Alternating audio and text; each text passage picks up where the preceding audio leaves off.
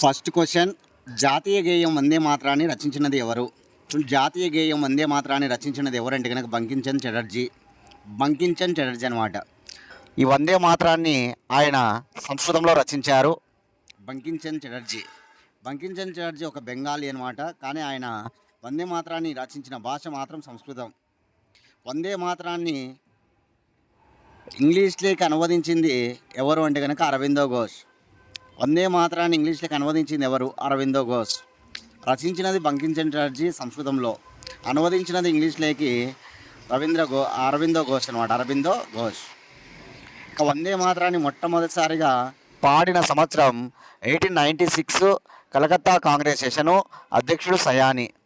1896 Calcutta Congress session, అధ్యక్షుడు సయాని. ఈ వందే మాతరం ఆనందమఠం అనే నవల ఆధారంగా రాయబడింది. బంకించంద్ చటర్జీ ఆనందమఠం అనే నవల ఆధారంగానే వందే మాతరాన్ని రాయడం జరిగిందనమాట. వందే మాతరాన్ని రాజ్యాంగ పరిషత్తు జాతీయ గేయంగా 1950 జనవరి 24న ఆమోదించింది. భారతదేశ జాతీయ గేయంగా వందే మాతరాన్ని 1950 జనవరి 24న రాజ్యాంగ పరిషత్ ఆమోదించింది.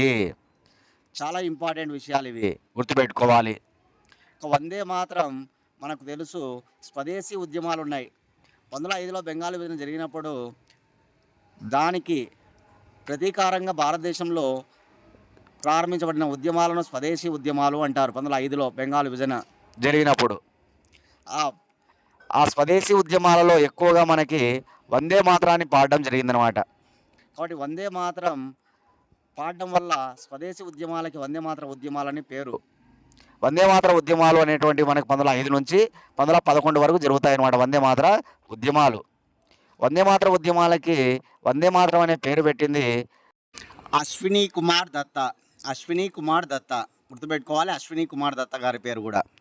ఇకపోతే ఆనందమఠం అనే నవల గురించి అడుగుతూ ఉంటారు ఎగ్జామ్లో. ఆనందమఠం అనే నవల భాష సంస్కృతం. ఆనందమఠం అనే నవల రచించిన వారు బంకించంద్ చటర్జీ, బంకించంద్ర చటర్జీ. ఆనందమఠం అనే నవల రాయబడిన సంవత్సరం 1882. ఆనందమఠం అనే నవల తెలిపేది సన్యాసుల విప్లవాల గురించి తెలుపుతుందన్నమాట. ఆనందమఠం అనే నవల ఆధారంగా రాయబడినది వందే మాతరం. అది మన దేశ జాతీయ గేయంగా ఉంది. జాతీయ గేయం, నేషనల్ సాంగ్ అనమాట. కాబట్టి ఆనందమఠం అనే నవల గురించి ఇవన్నీ గుర్తుపెట్టుకోవాలి. భాష సంస్కృతం అని, రాసింది బంకించంద్ చటర్జీ అని, 1882 ఇయర్ అని, సన్యాసుల విప్లవాల గురించి తెలుపుతుందని, దాని ఆధారంగానే వందే మాతరం రాయబడిందని. Very important. ఇక నా నుంచి మీకు క్వశ్చన్ ఏంటంటే కనుక, నిన్న నేను జనరల్ నాలెడ్జ్కి సంబంధించి జాతీయ గీతం గురించి చేశా. జాతీయ గీతం జనగణమన గురించి చెప్పా. కాబట్టి దాని గురించి క్వశ్చన్ అడుగుతున్నా. జనగణమనను రవీంద్రనాథ్ ఠాగూర్ 1919లో the morning song of India పేరుతో ఇంగ్లీష్లోకి అనువదిస్తాడు. అది ఎక్కడ అనువదించాడు అనేది ఆన్సర్ చేయండి. ఎక్కడ అనువదించాడు? ఇంగ్లీష్లోకి ట్రాన్స్లేషన్ చేశాడు అనమాట జనగణమనను రవీంద్రనాథ్ ఠాగూర్. ఎక్కడ దాన్ని ట్రాన్స్లేషన్ చేశాడు, ఏ ఊరిలో ట్రాన్స్లేషన్ చేశాడు అనేది కామెంట్ బాక్స్లో మీ సమాధానాన్ని తెలియజేయండి, చూద్దాం. Question number 2, state bank of India ఎప్పుడు ఏర్పాటు అయినది? State bank of India SBI ఎప్పుడు ఏర్పాటు అయినదంటే కనుక 1955. 1955లో ఏర్పడింది state bank of India SBI. చూడండి, భారతదేశంలో ప్రభుత్వ సెక్టార్ బ్యాంకులలో అతిపెద్ద బ్యాంక్ ఏదంటే ఎస్బీఐ అనమాట. ప్రభుత్వ సెక్టార్ బ్యాంకులలో అన్నిటికంటే పెద్ద బ్యాంకు ఏది అంటే state bank of India SBI అనే విషయాన్ని మనం గుర్తుంచుకోవాలి. ఈ ఎస్బీఐ 1955 జూలై 1 ఏర్పడింది. ఎస్బీఐ ప్రధాన కార్యాలయం మహారాష్ట్రలోని ముంబైలో కలదు. ఎస్బీఐ ప్రధాన కార్యాలయం ముంబై, మహారాష్ట్ర. ఎస్బీఐ తొలి చైర్మన్ జాన్ మతై. ఎస్బీఐ తొలి చైర్మన్ జాన్ మతై. ఎస్బీఐ తొలి మహిళా చైర్మన్ అరుంధతి భట్టాచార్య. 2025లో ఆమెకి పద్మశ్రీ అవార్డు కూడా వచ్చిందనమాట. ఎస్బీఐ ప్రస్తుత చైర్మన్ ఎవరు? కామెంట్ బాక్స్లో మీ సమాధానాన్ని తెలియజేయండి. ఎస్బీఐ ప్రస్తుత చైర్మన్ ఎవరు? కామెంట్ బాక్స్లో మీ సమాధానాన్ని తెలియజేయండి. ఇప్పుడు ఎస్బీఐ గురించి మనం తెలుసుకుంటే 1809 బ్యాంక్ ఆఫ్ కలకత్తా ఏర్పడింది. 1840లో బ్యాంక్ ఆఫ్ బాంబే ఏర్పడింది. 1843లో బ్యాంక్ ఆఫ్ మద్రాస్ ఏర్పడింది.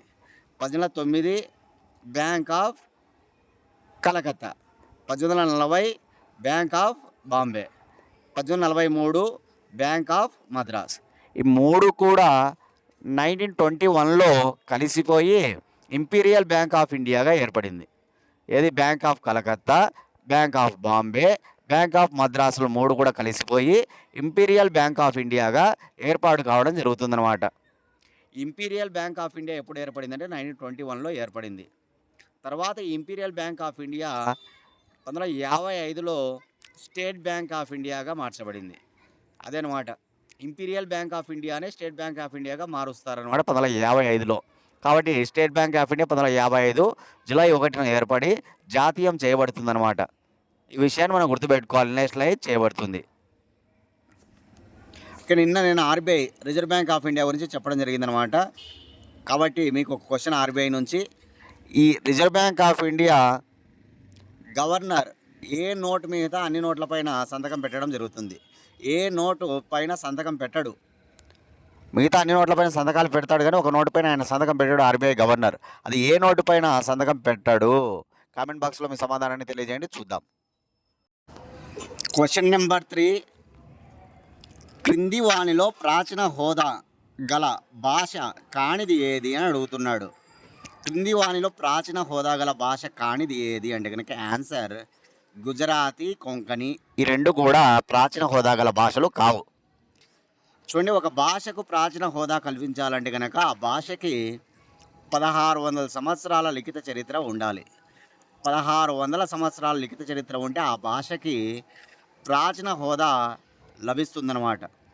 మన దేశంలో గల ప్రాచీన హోదా గల భాషల జాబితాను మనం చూసుకోవాలి. ఇప్పుడు భారత రాజ్యాంగం గుర్తించబడిన భాషలు 22. వాటి వివరాల గురించి నిన్న చెప్పాం, జనరల్ నాలెడ్జ్ 1లో చెప్పాం. ఇప్పుడు జనరల్ నాలెడ్జ్ 2లో ప్రాచీన హోదా గల భాషల గురించి చెప్తున్నా, నోట్ చేసుకోవాలి. 2004లో మొట్టమొదటిసారిగా ప్రాచీన హోదా పొందిన భాష తమిళం. 2004 తమిళం. 2005 సంస్కృతం. 2008 కన్నడము, తెలుగు. 2008 కన్నడం, తెలుగు. 2013 మలయాళం. 2014 ఒరియా. 2014 ఒరియా. 2024లో వచ్చేసి 5 భాషలకు ఏకంగా ప్రాచీన హోదా కల్పించారనమాట. 5 ఏవంటే మరాఠీ, బెంగాలీ, అస్సామీ, పాలీ, ప్రాకృతం. మళ్ళీ చెప్తున్నా, బెంగాలీ, మరాఠీ, అస్సామీ, పాలీ, ప్రాకృతం. అలా ఇప్పటి వరకు ఎన్ని భాషలు ప్రాచీన హోదాలో చేర్చబడ్డాయి అంటే కనుక మొత్తం 11 భాషలు. 11. ఇప్పుడు చూడండి, మీరు ఎలా గుర్తుపెట్టుకుంటారంటే కనుక మన రాజ్యాంగంలో గుర్తించబడిన భాషలు ఇప్పుడు 22. అందులో ఆఫ్ ప్రాచీన హోదా గల భాషలు 11. 22ను ఆఫ్ చేస్తే సంఖ్య వస్తుంది 11 అనే సంఖ్య. కానీ అక్కడ ఇక్కడ వేరు గుర్తుపెట్టుకోవాలి. 2004లో ఫస్ట్ తమిళం. ఇది కూడా బిట్ అనమాట. భారతదేశం మొట్టమొదటి ప్రాచీన హోదా గల భాష ఏది అని. కింద సంస్కృతం, తమిళం ఇట్లా ఉంటాయి ఆప్షన్స్. చాలామంది ప్రాచీన హోదా ఎక్కువగా చాలా ప్రాచీనమైన సంస్కృతమే అయి ఉంటుందని దానికి ఆన్సర్ చేస్తారు. కానీ ప్రాచీన హోదా కల్పించబడింది మాత్రం తమిళంకు ఫస్ట్. తమిళం అది మనకి ఆన్సర్. మళ్ళీ సంస్కృతం, మళ్ళీ తెలుగు, కన్నడం, మళ్ళీ మలయాళం, మళ్ళీ ఒరియా, మళ్ళీ ఈ 5 భాషలు కూడా. ఓకేనా? ఈ వరుస క్రమాన్ని కూడా మనం చూసుకొని చదువుకోవచ్చు. వరుస క్రమంలో కూడా అడిగే ఛాన్స్ ఉంటుందన్నమాట. కాబట్టి క్రింది వాళ్ళలో ప్రాచీన హోదా పొందని భాష ఏదంటే ఇక్కడ ఆన్సరు గుజరాతీ, కొంకణి భాషలు లేవు. చూడండి, నేను చెప్పిన వాటిలో ఇయర్స్ కూడా బాగా ఇంపార్టెంట్ అనమాట. 2004, 2005, 2008, 2013, 2014, 2024 ఇయర్స్ గుర్తుపెట్టుకోవాలి మీరు. 2004 నుంచి 2024 వరకు చూడండి. నా నుంచి మీకు క్వశ్చన్ ఏంటంటే కనుక నిన్నటి క్లాస్లో నేను భారత రాజ్యాంగం గుర్తించబడిన అధికార భాషల గురించి చెప్పాను మీకు. మూల రాజ్యాంగంలో 14 భాషలు ఉన్నాయని, తర్వాత 8 చేరగా అవి 22కు చేరాయని. ఆ 8 ఏవి? కామెంట్ బాక్స్లో మీ సమాధానాన్ని తెలియజేయండి. తర్వాత చేర్చబడిన 8 భాషలు ఏవి? రాజ్యాంగంలో అధికార భాషలుగా తర్వాత 8 చేరాయి కదా, 8 ఏవి? కామెంట్ బాక్స్లో మీ సమాధానం తెలియజేయండి, చూద్దాం. Question number 4. నూనె గింజల ఉత్పత్తులను పెంచేందుకు చేపట్టిన విప్లవం ఏది? నూనె గింజలు, ఆయిల్ సీడ్స్ అన్నమాట. ఈ ఆయిల్ సీడ్స్ సంబంధించి ఆ ఉత్పత్తులను పెంచేందుకు ఉద్దేశించిన విప్లవానికి ఏమని పేరంటే పసుపు విప్లవం, ఎల్లో రెవల్యూషన్ అంటామన్నమాట. పసుపు విప్లవం, ఎల్లో రెవల్యూషన్. మీరు వ్యవసాయ ఉత్పత్తులు వాటి విప్లవాలకు సంబంధించి కొంత లిస్టు మనం సేకరించుకోవాలి. ఆ లిస్టు నేను మీకు చెప్తాను, నోట్ చేసుకోండి. వైట్ రెవల్యూషన్, తెలుగులో కూడా చెప్తా, శ్వేత విప్లవం, పాలు, మిల్క్. హరిత విప్లవం, గ్రీన్ రెవల్యూషన్, హరిత విప్లవం. ఆహార ధాన్యాలు, food grains. Next silver revolution, వెండి విప్లవం. ఎగ్స్, కోడిగుడ్లు, కోడిగుడ్డు. బ్లూ రెవల్యూషన్, నీలి విప్లవం. చేపలు, ఫిష్ అన్నమాట. పింక్ రెవల్యూషన్, గులాబీ విప్లవం. రొయ్యలు, ప్రాన్స్, ఉల్లిపాయలు, ఆనియన్స్ మరియు ఫార్మాస్యూటికల్స్. ఇది పింక్ రెవల్యూషన్ అన్నమాట. నెక్స్ట్ రెడ్ రెవల్యూషన్, ఎరుపు విప్లవం. టమోటా అండ్ మీట్, మాంసం అన్నమాట. టమోటా మాంసం. నెక్స్ట్ బ్రౌన్ రెవల్యూషన్, గోధుమ రంగు విప్లవం. తోళ్ళు, లెదర్ అన్నమాట. తోళ్ళు అంటే లెదర్. నెక్స్ట్ గ్రే రెవల్యూషన్, బూడిద రంగు విప్లవం.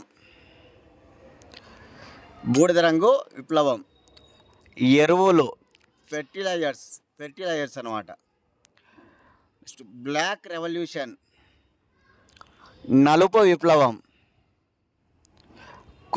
క్రూడ్ ఆయిల్, పెట్రోలు అనమాట. క్రూడ్ ఆయిల్ అంటే పెట్రోల్. నెక్స్ట్ రౌండ్ రెవల్యూషన్, గుండ్రటి విప్లవం. బంగాళదుంపలు అన్నమాట. నెక్స్ట్ గోల్డెన్ ఫైబర్ రెవల్యూషన్,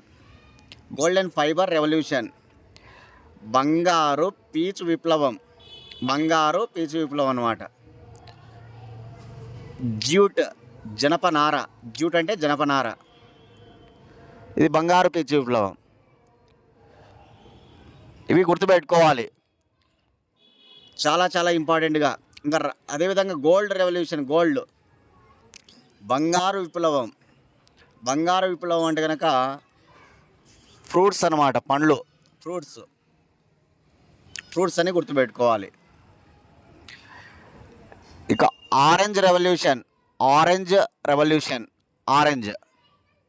నారింజ విప్లవం.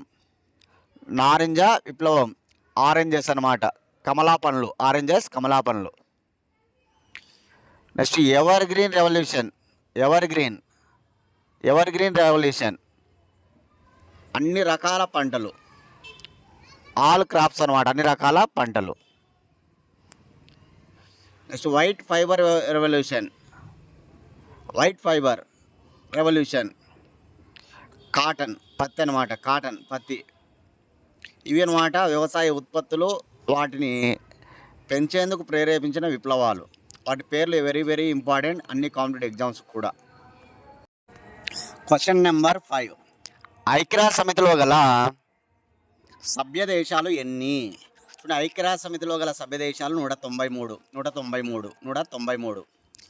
ఐక్యరాజ్య సమితిని ఇంగ్లీష్ మనం యునైటెడ్ నేషన్ ఆర్గనైజేషన్, UNO అని పిలుస్తాం. రెండవ ప్రపంచ యుద్ధం తర్వాత అనేక దేశాల మధ్య శాంతిని నెలకొల్పేందుకు అతిపెద్ద అంతర్జాతీయ సంస్థ ఏర్పడింది. ప్రస్తుతం ఉన్నటువంటి సంస్థల్లో అన్నిటికంటే అతిపెద్ద అంతర్జాతీయ సంస్థ ఐక్యరాజ్య సమితిని యుఎన్ఓ అని పిలుస్తాం. యుఎన్ఓ ఏర్పడిన సంవత్సరం 1945 అక్టోబర్ 24. యుఎన్ఓలో భారతదేశం చేరిన సంవత్సరం 1945. UNO day October 24. యుఎన్ఓ ప్రధాన కార్యాలయం New York, America. UNO peace university శాంతి విశ్వవిద్యాలయం. యుఎన్ఓ శాంతి విశ్వవిద్యాలయం ఓకేనా Tokyo. UNO UNO university Tokyo. UNO university ఎక్కడ? యుఎన్ఓ విశ్వవిద్యాలయం టోక్యో, జపాన్. యుఎన్ఓ శాంతి యూనివర్సిటీ శాన్ జోస్, కోస్టారికా దేశంలోని శాన్ జోస్లో ఉంటుంది. శాంతి విశ్వవిద్యాలయం. యుఎన్ఓలో ఏర్పడినప్పుడు సభ్య దేశాలు 50. 51వ సభ్య దేశం పోలాండ్. ప్రస్తుతం 193 దేశాలు. 190 స్విట్జర్లాండ్, 191 తూర్పు తైమూరు, 192 మాంటెనీగ్రో, 193 దక్షిణ సుడాన్. 190 స్విట్జర్లాండ్, 191 తూర్పు తైమూర్, 192 మాంటెనీగ్రో, 193 దక్షిణ సుడాన్ అనమాట. మళ్ళీ చెప్తున్నా, 190 స్విట్జర్లాండ్, 191 తూర్పు తైమూర్, 192 మాంటెనీగ్రో, 193 దక్షిణ సుడాన్ అనమాట. యుఎన్ఓ అనే పేరు పెట్టింది ఆనాటి అమెరికా అధ్యక్షుడు రూజ్వెల్ట్. యుఎన్ఓ అనే పేరు పెట్టిన వాడు, యునైటెడ్ నేషన్ అనే పేరు పెట్టింది ఎవరంటే అమెరికా అధ్యక్షుడు అప్పుడు రూజ్వెల్ట్ ఉంటాడు, ఆయన పేరు పెడతాడు. యుఎన్ఓ రాజ్యాంగ ముసాయిదా రూపకర్త జాన్ క్రిస్టియన్, సౌత్ ఆఫ్రికాకు చెందినవాడు. యుఎన్ఓ రాజ్యాంగ ముసాయిదా రూపకర్త ఎవరు? జాన్ క్రిస్టియన్ అనమాట, సౌత్ ఆఫ్రికాకు చెందినవాడు. యుఎన్ఓ ఫ్లాగ్లో ఉన్న రంగులు ఏవి అని అడుగుతాడు. తెలుపు, లేత నీలం. యుఎన్ఓ ఫ్లాగ్ ఉంటుంది కదా, ఆ ఫ్లాగ్లో 2 రంగులు ఉంటాయన్నమాట. ఒకటి వైటు, 2 లైట్ బ్లూ. తెలుపు మరియు లేత నీలం. మధ్యలో గ్లోబ్ ఉండి గ్లోబ్ను ఆవరించి 2 ఆలివ్ స్టెమ్స్ ఉంటాయి. గ్లోబు, ఆలివ్ స్టెమ్స్ అనేటువంటివి తెలుపు రంగులో ఉంటాయి. బ్యాక్గ్రౌండ్ అంతా కూడా లైట్ బ్లూలో ఉంటుందన్నమాట. గ్లోబు దాన్ని ఆవరించి 2 ఆలివ్ స్టెమ్స్ ఉంటాయి కదా, అవి వైట్ కలర్లో ఉంటాయి. బ్యాక్గ్రౌండ్ అంతా కూడా లైట్ బ్లూ కలర్లో ఉంటుందన్నమాట. ఆలివ్ స్టెమ్స్ దేనికి గుర్తు అంటే శాంతికి గుర్తు. శాంతికి గుర్తు అనమాట. యుఎన్ఓ ఫ్లాగ్ను ఎప్పుడు ఆమోదించారంటే 1947 ఫిబ్రవరి 20న ఆమోదించారు. యుఎన్ఓ ఫ్లాగ్ ఎప్పుడు ఆమోదించబడిందంటే 1947 ఫిబ్రవరి 20 ఆమోదించబడింది. యుఎన్ఓ ఫ్లాగ్ రేషియో గుర్తుపెట్టుకోవాలి, 2:3 లేదా 3:5. 2:3 లేదా 3:5 అనేది దాని యొక్క నిష్పత్తి, పొడవు వెడల్పుల నిష్పత్తి అనమాట యుఎన్ఓ ఫ్లాగ్. యుఎన్ఓ భాషలు ఎన్ని ఉన్నాయంటే 6 ఉంటాయి. Chinese, English, Chinese, English, Spanish, Russian, French, Arabic. Arabic అనేది 1973లో చేరింది. బట్ యుఎన్ఓలో ఉన్నటువంటి భాషలు 6: Chinese, English, Spanish, Russian, French, Arabic. Arabic year వచ్చి 1973. యుఎన్ఓలో ఆర్గాన్స్ అంటే అంగాలు ఎన్ని ఉంటాయంటే 6 ఉంటాయి.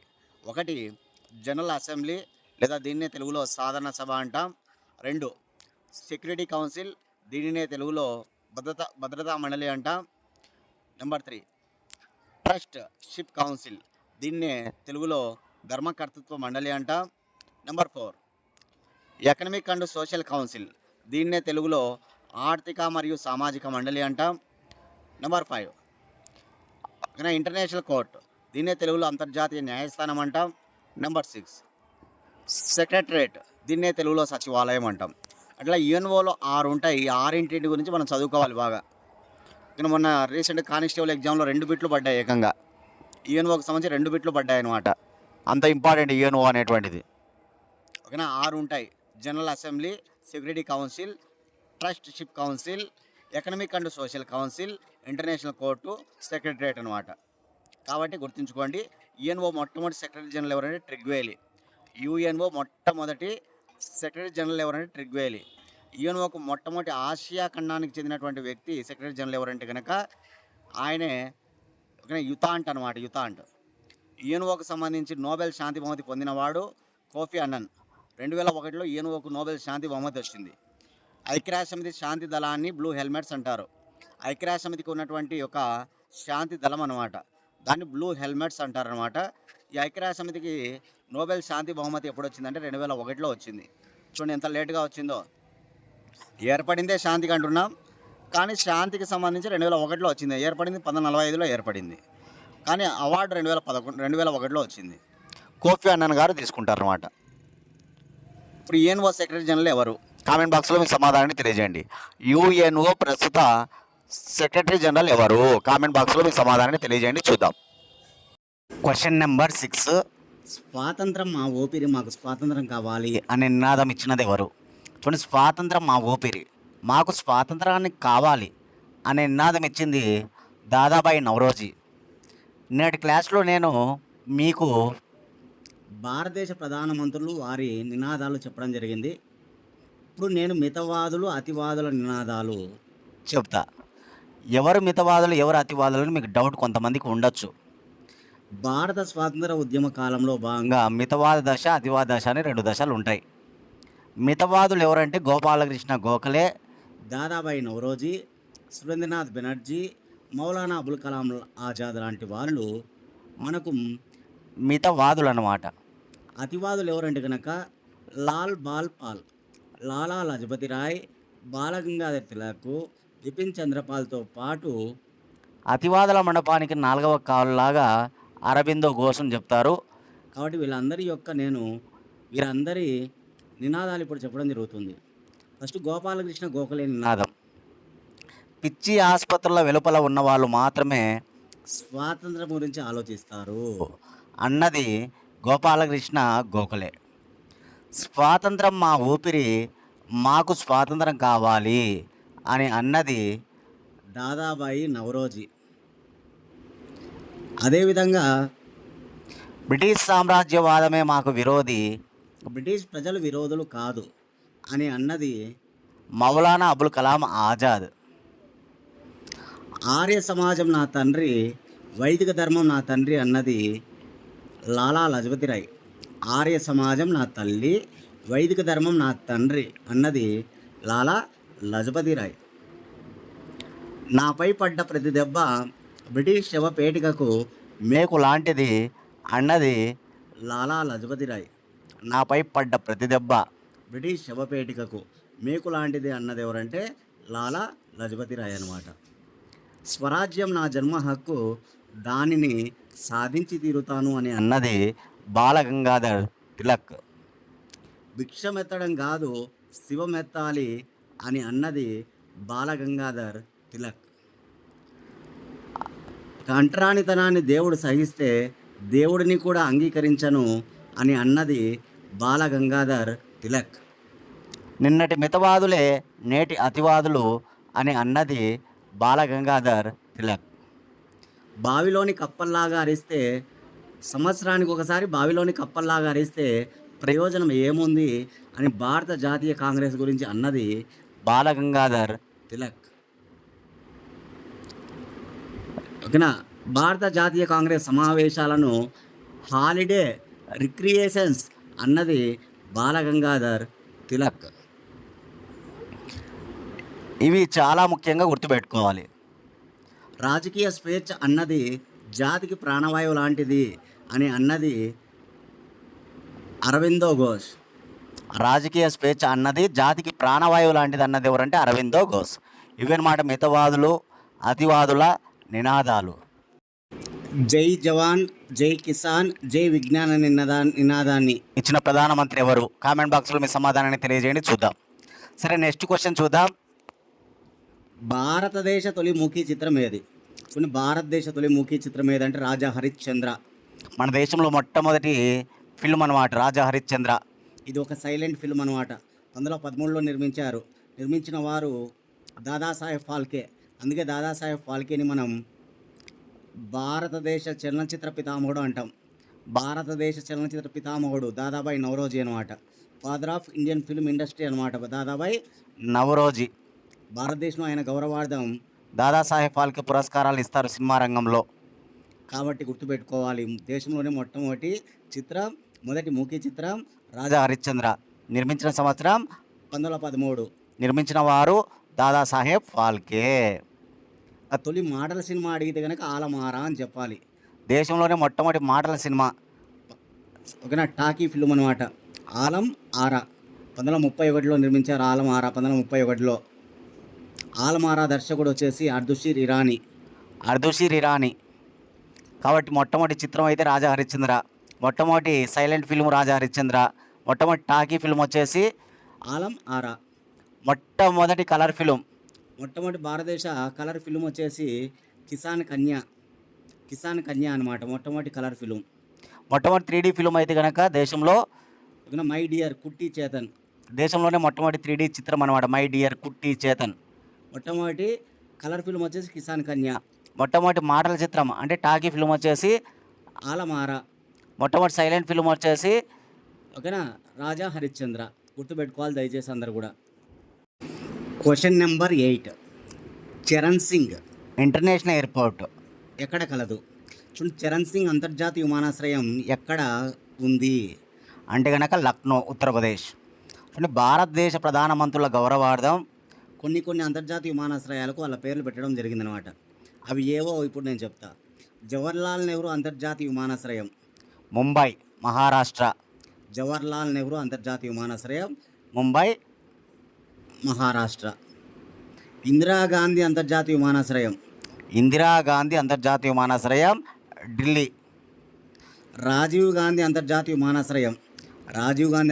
విమానాశ్రయం శంషాబాద్, హైదరాబాద్, తెలంగాణ.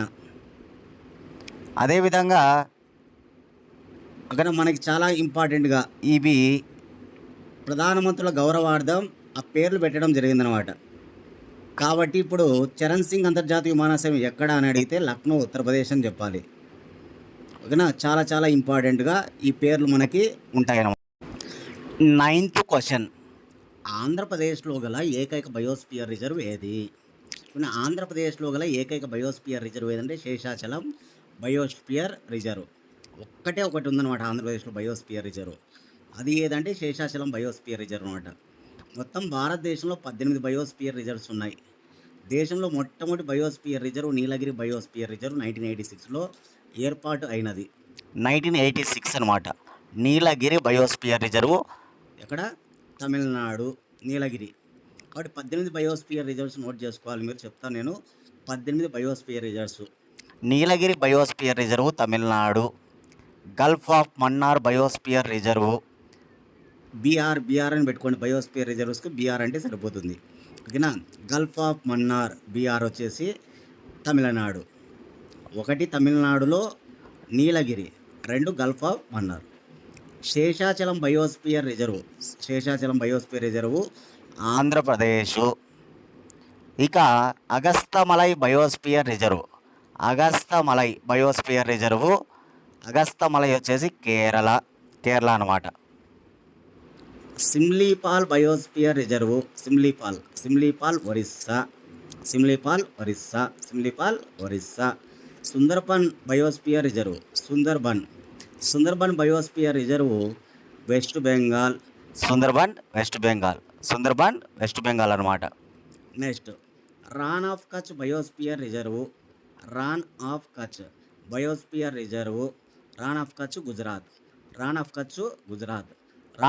గుజరాత్ అనమాట.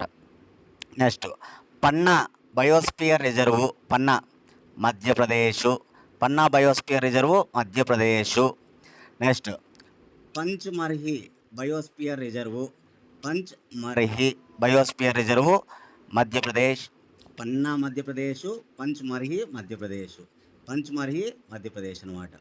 Next Achanakmar biosphere reserve Achanakmar biosphere reserve వచ్చేసి ఛత్తీస్గఢ్ అనమాట. Achanakmar. Next Nanda Devi biosphere reserve Uttarakhand. Nanda Devi biosphere reserve Uttarakhand. Next cold desert biosphere reserve Himachal Pradesh.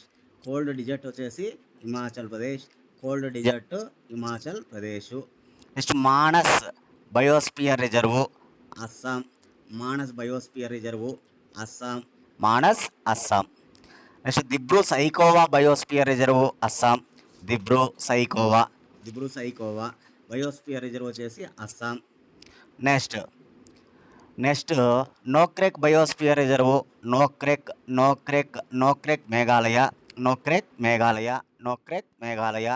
Next next వచ్చేసి చాలా ఇంపార్టెంట్గా Dihang Dibang, Dihang Dibang biosphere reserve, Dihang Dibang Arunachal Pradesh, Dihang Dibang Arunachal Pradesh, Dihang Dibang Arunachal Pradesh. Next Nicobar Nicobar biosphere reserve, Andaman Nicobar, Nicobar biosphere reserve, Andaman Nicobar. మొత్తం 18 ఉన్నాయి. మీరు అట్లాస్ దగ్గర పెట్టుకొని 18 బయోస్ఫియర్స్ ఏ రాష్ట్రంలో ఏమేమి ఉన్నాయనేది ఒకసారి చూసుకుంటే మీకు గుర్తుండిపోతాయి ఒకసారిగా. ఓకేనా? కాబట్టి అలా చూసుకోండి, చాలా ఇంపార్టెంట్. ఓకే. 10th క్వశ్చన్, బ్రహ్మ సమాజను రాజా రామ్మోహన్ రాయ్ ప్రారంభించిన సంవత్సరం. బ్రహ్మ సమాజాన్ని రాజా రామ్మోహన్ రాయ్ గారు ఎప్పుడు ప్రారంభించారు అంటే 1828లో ప్రారంభించారు. బ్రహ్మ సమాజం ఉద్దేశం ఏంటంటే కనుక ఏకేశ్వరోపాసన. ఏకేశ్వరోపాసన అనగా భగవంతుడు ఒక్కడే అని చెప్పడం. అందుకే బ్రహ్మ సమాజాన్ని ఏక భగవంతుని సమాజం, వన్ గాడ్ సొసైటీ అని కూడా అంటారు. ఏకేశ్వరోపాసన సమాజంగా పిలుస్తారనమాట. కాబట్టి గుర్తుపెట్టుకోవాలి, బ్రహ్మ సమాజం ముఖ్య ఉద్దేశం అడిగితే కనుక ఏకేశ్వరోపాసన. బ్రహ్మ సమాజాన్ని ప్రారంభించిన సంవత్సరం 1828. బ్రహ్మ సమాజాన్ని ప్రారంభించిన వారు రాజా రామ్మోహన్ రాయ్. బ్రహ్మ సమాజాన్ని ప్రారంభించిన ప్రదేశం వెస్ట్ బెంగాల్. ఓకేనా? చాలా ఇంపార్టెంట్. ఆర్య సమాజాన్ని 1875లో స్వామి దయానంద సరస్వతి ప్రారంభిస్తారు. ఆర్య సమాజం 1875 స్వామి దయానంద సరస్వతి గుర్తుపెట్టుకోవాలి. అదేవిధంగా మనకి 1867లో ప్రార్థనా సమాజం ఆత్మారాం పాండురంగ. 1867లో ప్రార్థనా సమాజం ఆత్మారాం పాండురంగ. 1875లో దివ్యజ్ఞాన సమాజం మేడం బ్లావెట్స్కి, కల్నల్ ఆల్కాట్లు అమెరికాలోని న్యూయార్క్లో ప్రారంభిస్తారు. Madam Blavatsky, colonel Allcott. ఇది దివ్యజ్ఞాన సమాజం. దాన్ని ఇంగ్లీష్ థియోసోఫికల్ సొసైటీ అంటారనమాట. సంవత్సరం 1875. 1905లో కందుకూరి వీరేశలింగం పంతులు హితకారిణి సమాజాన్ని ప్రారంభిస్తారు. హితకారిణి సమాజం కందుకూరి వీరేశలింగం పంతులు 1905, వెరీ ఇంపార్టెంట్. 1924లో బహిష్కృత హితకారిణి సమాజం డాక్టర్ బిఆర్ అంబేద్కర్. బహిష్కృత హితకారిణి సమాజం డాక్టర్ బిఆర్ అంబేద్కర్ 1924 అనమాట. కాబట్టి ఇవన్నీ గుర్తుపెట్టుకోవాలి, చాలా ఇంపార్టెంట్ అనమాట. ఇవన్నీ ఒక చోట నోట్ చేసుకోండి, మీకు బాగా పనికి వస్తాయి. నేను అడిగిన క్వశ్చన్లు అందరికీ కూడా కామెంట్ చేయండి.